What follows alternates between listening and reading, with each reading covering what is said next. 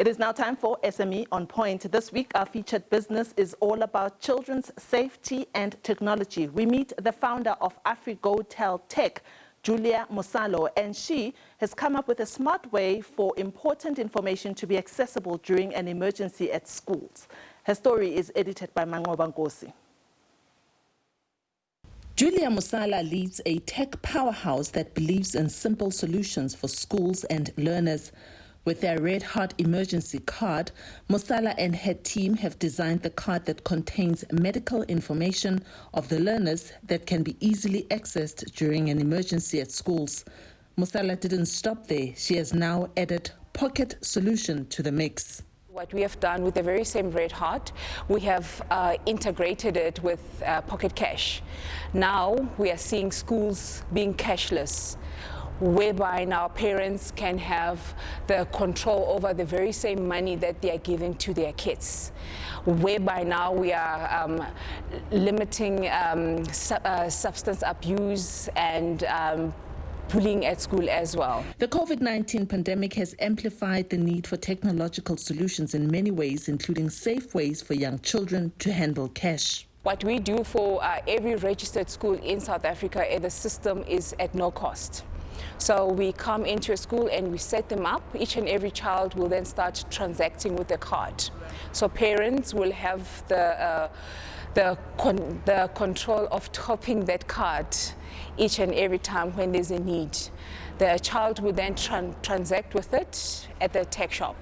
The pandemic found many businesses unprepared to deal with it. But for tech companies such as this one, the crisis could not have come at a better time. We were fortunate as a tech powerhouse. We were prepared to actually quickly move with other systems that we have put in place. So we never suffered that much, but we had to adapt quickly. Mosalo acknowledges that the space she operates in can be difficult for women to enter into, but leaves some words of encouragement. They need to do a thorough market research, and secondly, believe in what you do and keep pushing. It is not easy in the space that we are in, especially if you're a woman. As we know, this is a male-dominating industry, but you have to keep pushing. Diaboseto, SABC News, Johannesburg. Thank you to Julia Mosalo and her team at AfriGoTel Tech out in Bryanston. Remember, we are on Facebook. Our Facebook page is at SME OnPoint. As the year draws to a close, we have invited a representative from the Department of Economic Development in the city of Johannesburg, Councillor Lawrence Khoza, to find out what the city has planned for the development of small, micro and medium enterprises. Councillor Khoza will be joining us on via telephone. Councillor Khoza, thank you so much for joining us on SME On Point. Thank you very much for inviting me. Councillor Khoza, it's been a tough year, particularly for small businesses and consumers. What plans does the city have to support particularly the small businesses that are operating within the city? Well, thank you very much. Let me start by saying, fostering economic inclusion is one of the key focus areas of the city of Johannesburg. And SMEs are very important in terms of including our people in our economy. So we're very worried about the impact of the lockdown on the SME sector. Indeed, we see across business failures, rising unemployment, loss of livelihoods, and growing inequality and increasing poverty. So we've looked at the SME sector and we said that as we recover post-lockdown, we must in place measures that are aimed at making the businesses that are struggling now, but also creating opportunities for new SMEs to emerge. In this regard, yesterday, the mayor and myself launched the Youth Cooperative Forum, which is aimed at creating at least 500 cooperative regions. We're very excited about this because cooperatives actually consolidate the strength of entrepreneurs and make them formidable economic units. So the target of establishing 500 is quite critical. We are also establishing funds that will support SMEs and informal traders across the city of Johannesburg. And just to add that, our infrastructure development program we're very clear that we should include SMMEs.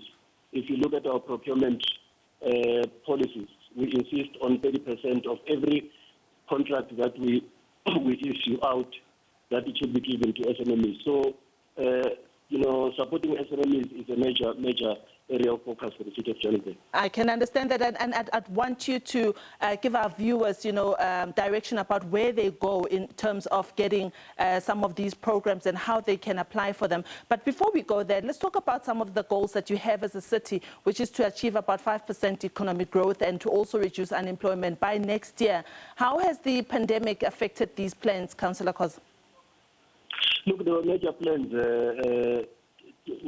for the city of Johannesburg, but with the pandemic, there were things that we could not do as the city of Johannesburg. Some of our construction sites could not operate. Non-essential services were not allowed in terms of the lockdown regulations. So indeed, a lot of the programs were held in abeyance.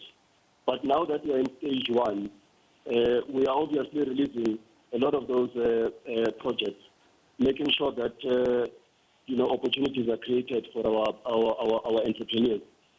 So when we look at COVID, of course, COVID came. It's not something that was foreseen. Yeah. The challenge is in terms of our project. But I think the challenge that we all have now is to ensure that the problems that have visited some of our SMMEs are dealt with, so that we assist SMMEs that are in trouble now. We create opportunities for new ones to emerge. Of course, there were initiatives that were put in place during COVID to ensure that the SMMEs did not collapse. There were payment arrangements that were made in terms of rates and taxes. There were also arrangements in terms of how we pay our SMMEs. There were also arrangements in terms of how our SMMEs got opportunities through our procurement structures. So those initiatives are there. But of course, that did not completely rescue some of the enterprises that we have in Johannesburg. And I think, as I said, the challenge right now is to ensure that we put in place support measures, both to deal with the immediate challenges that they are facing by way of arrangements with entities in terms of paying their rates and taxes, but in the medium term, create those opportunities so that these SMMEs have all the opportunities to survive and thrive. Yeah. Councillor Khoza, before I let you go, won't you just give our viewers precise details about where they can find these opportunities, or details of how they can get opportunities, particularly those who are in the city of Johannesburg? We have opportunity centers across the city of Johannesburg, and we have regional offices across the city of Johannesburg. So it's important that, budding entrepreneurs get in touch with our regions and our opportunity centers, because that's where they will find information about the measures that we are putting in place. But they can also visit www.joburg.org.za and maybe focus on Department of Economic Development. That's where information will be found. But in the regions, yes, we do have regional offices, and we think that those ones are closest to our people. Councillor Khoza, thank you so much for coming on to SME OnPoint and sharing the city's plans, particularly on small and medium and micro enterprises and the plans that you have for them. I hope that our viewers will take up the opportunities and call you, go to the website to see if they can get any help. And that is it from SME OnPoint for this week. Up next is Books on Point with Nastasia Arense. Do stay with us.